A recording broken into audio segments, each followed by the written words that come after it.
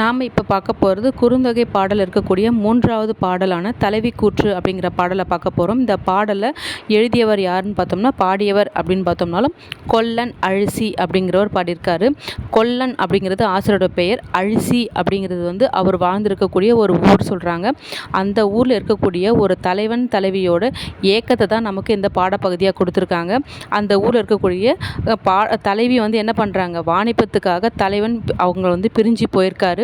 தலைவன் குறிப்பிட்ட நேரத்தில் வரவே இல்லை. தலைவி தலைவனை நினச்சி என்ன பண்ணுறாங்க, இரவெல்லாம் உறங்காமல் தவிச்சிக்கிட்டு இருக்காங்க. அந்த ஏக்கத்தை கொஞ்சம் கூட புரிஞ்சிக்காமல் அந்த ஊர் மக்கள் என்ன பண்ணுறாங்க, எல்லாருமே நிம்மதியாக இரவில் உறங்கிட்டு இருக்காங்க. அப்படின்னும் போது தலைவி தோழிக்கிட்ட வந்து என்ன பண்ணுறாங்க, இப்படி இரக்கமே இல்லாத மக்கள் வாழ்கின்ற இந்த ஊரில் நான் என்ன பண்ணேன், இது மேலே நான் வாழறதுக்கே விரும்பலை. ஒருத்தி பெண்ணின் சாதாரண ஏக்கத்தை புரிந்து கொள்ளாத இந்த ஊரில் இதுக்கப்புறம் வாழ விரும்பலை அப்படின்னு தலைவி சொல்லி முடிக்கிறாங்க.